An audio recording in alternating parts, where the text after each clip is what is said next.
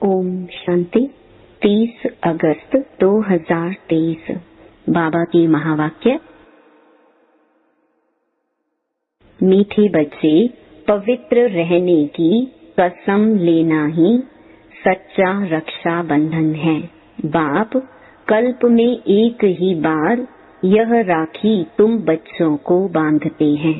प्रश्न: पवित्रता की प्रतिज्ञा करने वालों को भी योग में रहने का इशारा क्यों मिलता है? उत्तर: क्योंकि योग की शक्ति से ही वायुमंडल को शांत बना सकते हो। सारी दुनिया को शांति का वर्षा देने का उपाय ही योग है। तुम बाप को याद करते हो विश्व में शांति फैलाने के लिए। जितना बाप को याद करेंगे उतना माया का असर नहीं होगा। बाप का यही फरमान है, बच्चे अशरीरी भव। गीत: भैया मेरे राखी के बंधन को निभाना। ओम शांति। बेहद के बाप का बच्चों प्रति फरमान है कि अशरीरी होकर रहो, अर्थात अपने को आत्मा निश्चय कर इन कर्मेंद्रियों से अपने को अलग समझो। यह शरीर डिपेंड करता ही है आत्मा के ऊपर। आत्मा अलग हो जाती है तो शरीर कोई काम की चीज नहीं रहता, जिसको फिर जलाया जाता है। जब आत्मा निकल जाती है तो जैसे मुर्दा किचड़ा हो जाता। किचड़ा होता है तो कहते हैं कि इस किचड़े को जला दो। आत्मा बिगर यह शरीर काम का नहीं है, तो अहम आत्मा इमोर्टल है। यह शरीर जो पार्ट बजाने लिए मिलता है यह विनाशी है। आत्मा निकल जाती है तो यह शरीर कोई काम का नहीं रहता, बदबू हो जाती है। शरीर के बिगर आत्मा साइलेंस रहती है। बाप समझाते हैं, तुम्हारी आत्मा का स्वधर्म है साइलेंस। तुम जानते हो हम आत्मा वास्तव में परम धाम की रहने वाली हैं। परम पिता परमात्मा भी वहाँ रहते हैं।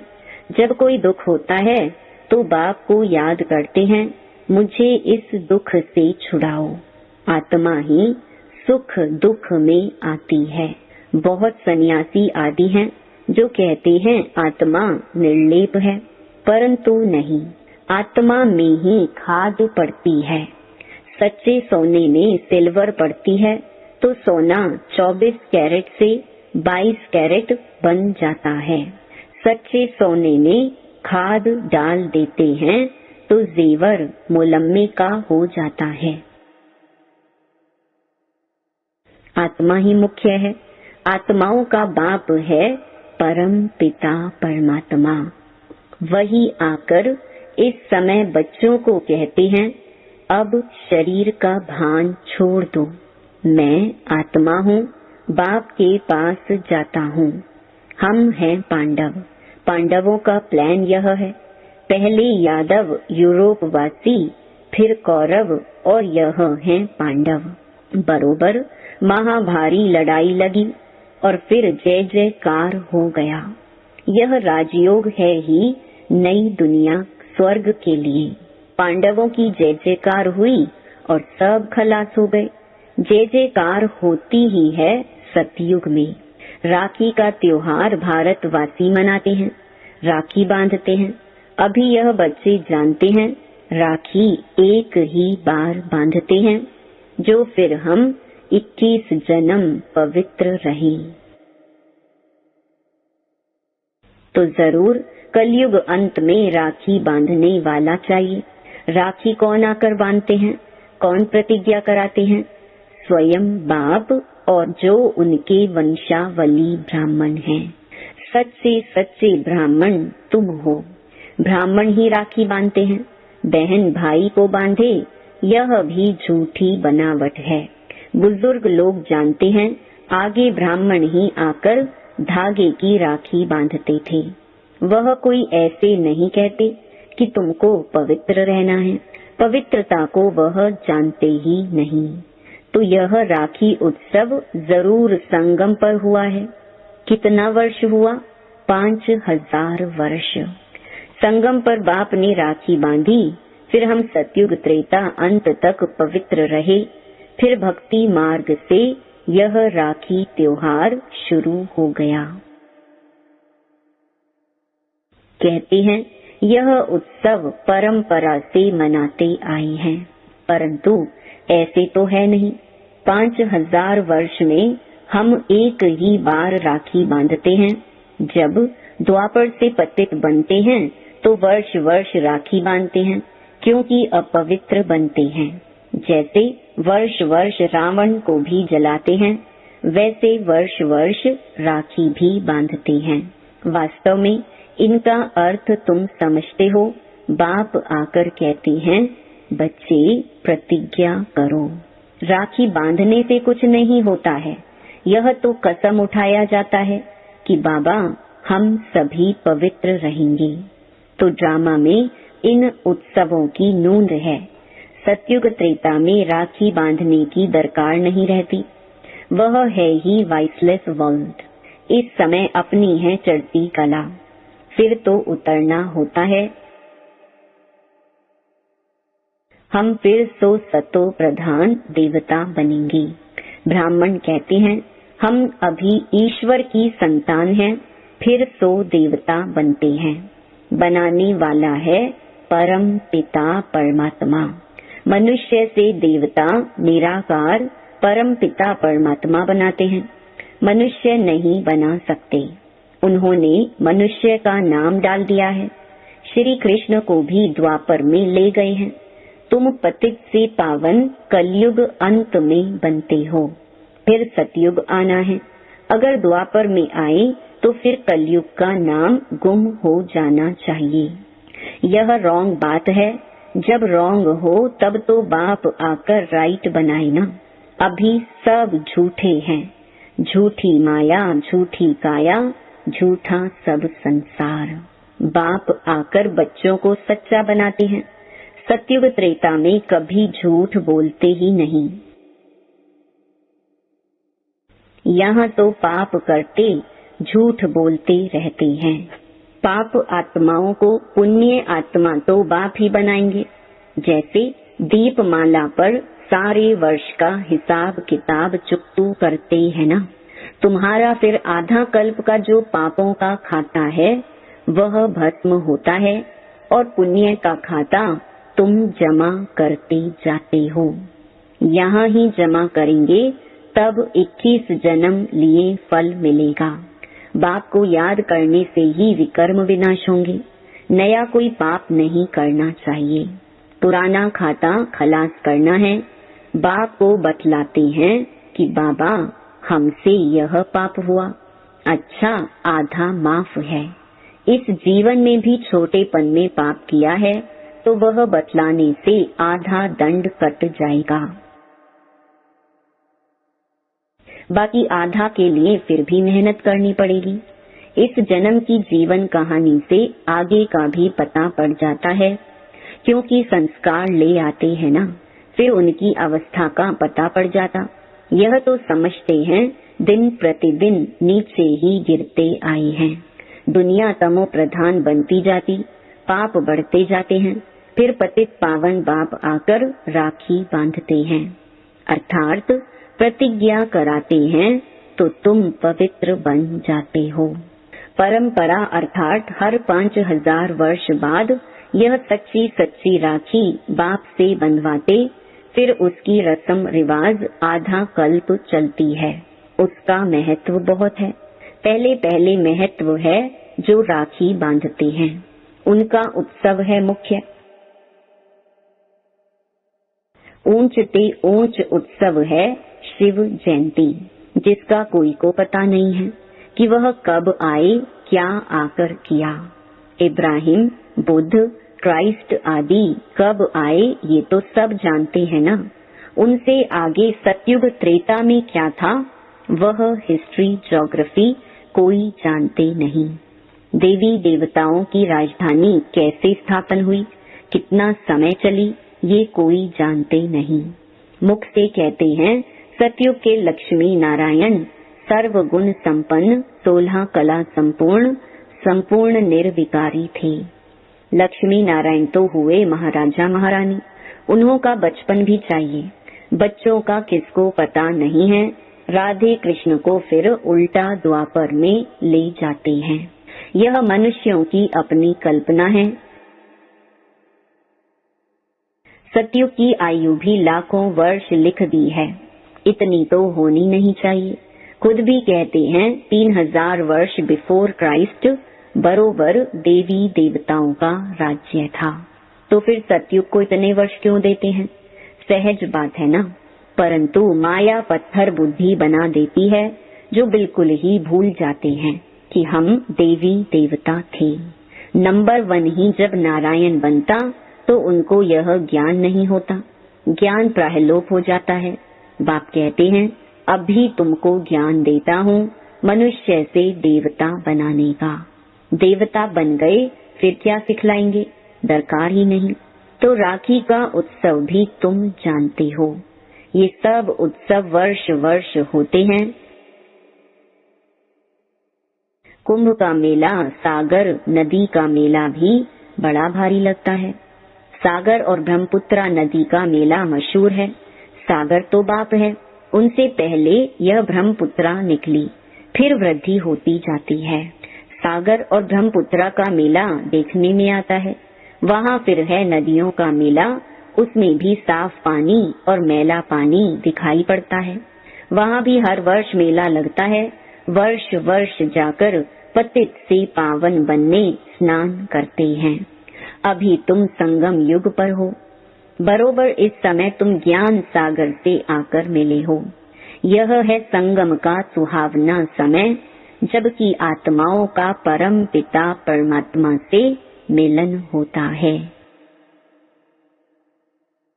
तुम बच्चे जानते हो जो भी पर्व मनाते हैं वह सब अभी के हैं। आज है रक्षाबंधन, बाबा थोड़े ही राखी भी ले आए हैं। अब बाबा पूछते हैं किसको शिव बाबा से राखी बंधवानी है, वह हाथ उठावे। पहले 2-4 ने उठाया, फिर बाबा ने कहा शिव बाबा से जिनको राखी बंधवानी हो वह हाथ उठावे। तो मेजॉरिटी ने हाथ उठाया। बाप दादा बोले क्या तुम सब पावन नहीं बने हो जो राखी बंधवाते हो?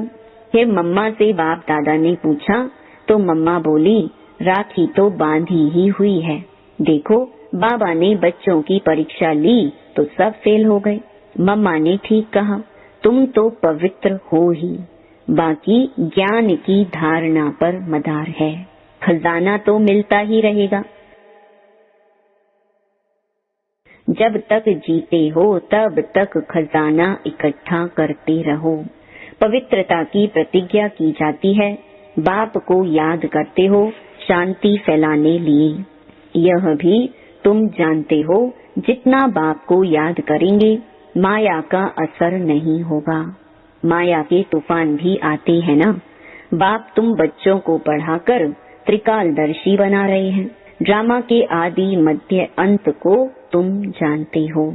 तुम्हारा यह भूलना भी ड्रामा में है, इसलिए फिर से मुझे आना पड़ता है तुम बच्चों को राजयोग सिखलाने। शिव जयंती मनाते हैं परंतु अर्थ नहीं समझते। बाबा ने राखी लाई थी क्योंकि एक बच्चा नया आया था। यह पान का बीड़ा उठाना होता है। बाबा हम राखी बंधवाते हैं। हम पवित्र बन क्यों नहीं बेहद के बाप से वर्षा लेंगे, क्योंकि इसमें पवित्रता है फर्स्ट। बेहद का बाप कहते हैं आधा कल्प तुमने विषय गटर में बहुत गोते खाए हैं। यह है ही कुंभी पाक नरक। 63 जन्म गोते खाए हैं। अब प्रतिज्ञा करो बाबा हम भी पवित्र दुनिया में चल सुख का वर्षा लूंगा। परंतु हिम्मत नहीं देखते हैं। यह है ज्ञान मान सरोवर। इसमें ज्ञान स्नान करने से मनुष्य स्वर्ग की परी बन जाते हैं। भारतवासी लक्ष्मी नारायण आदि के मंदिर बनाते हैं, परंतु उनको पता थोड़ी है कि वह कब आए थे। तो यह हुई अंधश्रद्धा। तुम बच्चों को अब बाप ने आप समान मास्टर ज्ञान सागर बनाया है। जैसे बैरिस्टर पढ़कर आप समान बनाते हैं, फिर नंबरवार पुरुषार्थ अनुसार पास होते हैं। यह भी पढ़ाई है। एम ऑब्जेक्ट क्लियर लिखा हुआ है। शिव बाबा का भी चित्र है, परंतु समझते कुछ नहीं है। गाते हैं पतित पावन सीताराम। यह है ही रावण संप्रदाय। इसलिए बाप कहते हैं अपनी शक्ल देखो, 16 कला संपूर्ण, संपूर्ण निर्विकारी हो। अपने को आत्मा निश्चय करते हो। तुम्हारी आत्मा का बाप कौन है? उनको नहीं जानते तो तुम नास्तिक ठहरे। फिर नास्तिक लक्ष्मी को कैसे वरेंगे? तुम जानते हो बरोबर हम बंदर संप्रदाय थे। अब हम श्री नारायण को वरने लायक बनते हैं। बाप कहते हैं मैं तुमको माया रावण के राज्य से लिबरेट करने आया हूँ। फिर रावण का बुत कभी जलाएंगे ही नहीं। यह समझने की बातें हैं। जितना पुरुषार्थ करेंगे उतना अच्छा वर्षा पाएंगे। बाबा बता सकते हैं तुम इस समय के पुरुषार्थ अनुसार क्या बनेंगे। आजकल मनुष्यों की मौत तो बड़ी चीप सस्ती है। वहाँ तो समय पर आयु पूरी हुई, झट मालूम पड़ेगा हमको यह चोला छोड़ दूसरा नया लेना है। नई नई आत्माएं आती हैं तो पहले पहले उन्हों की महिमा होती है, फिर कम हो जाती है। सतो रजो तमो से हरेक को पास करना पड़ता है। बाबा आकर सतो प्रधान बनाते हैं। ये भी वंडर है। इतनी करोड़ आत्माओं को अपना अविनाशी पार्ट मिला हुआ है जो कभी विनाश नहीं हो सकता। आत्मा इतनी छोटी सी बिंदी है, उनमें सारा अविनाशी पार्ट भरा हुआ है। इसको कुदरत कहा जाता है। नया कोई इन बातों को समझ ना सके। बड़ी गुहिया बातें हैं। शिव का रूप तो यही दिखाते हैं ना। अगर हम इनका रूप बदला दें तो कहें इनकी तो दुनिया से न्यारी बातें हैं। नई दुनिया के लिए नई बातें अभी तुम सुनते हो, फिर कल्प बाद भी तुम ही आकर सुनेंगे। तो पतित पावन बाप ने प्रतिज्ञा कराई थी। जिन्होंने यह प्रतिज्ञा की वही स्वर्ग के मालिक बने। इसलिए यह त्योहार मनाया जाता है। सच्चे सच्चे ब्राह्मण तुम हो। सरस्वती ब्राह्मणी ऊंची गाई जाती है। अच्छा, मीठे मीठे सिकिलधे बच्चों प्रति माता पिता बाप दादा का याद प्यार और गुड मॉर्निंग। रूहानी बाप की रूहानी बच्चों को नमस्ते। धारणा के लिए मुख्य सार। पहला, पुराने विकर्मों का खाता खलास कर पुण्य का खाता जमा करना है। याद में रह शांति का वायुमंडल बनाना है। दूसरा, पवित्रता की प्रतिज्ञा कर पवित्र रहने की सच्ची राखी हरेक को बांधनी है। वरदान, सदा दिल खुश मिठाई खाने और खिलाने वाले सच्चे सेवाधारी खुश मिजाज भव। जो रोज अमृत वेले दिल खुश मिठाई खाते हैं वे स्वयं भी सारा दिन खुश रहते हैं और दूसरे भी उनको देख खुश होते हैं। यह दिल खुश की खुराक कैसी भी परिस्थिति को छोटा बना देती है, पहाड़ को रूई बना देती है। तो सदा यही स्मृति रखो कि हम दिल खुश मिठाई खाने और दूसरों को खिलाने वाले हैं। रोने की परिस्थिति में भी मन सदा खुश रहे तब कहेंगे खुश मिजाज। उनके चेहरे से भी सेवा होती है। उनकी सूरत ज्ञान की सीरत को प्रत्यक्ष करती है। स्लोगन, जिसके हर संकल्प से अनेकों को श्रेष्ठ जीवन बनाने की प्रेरणा प्राप्त हो वही पुण्य आत्मा है। ओम शांति।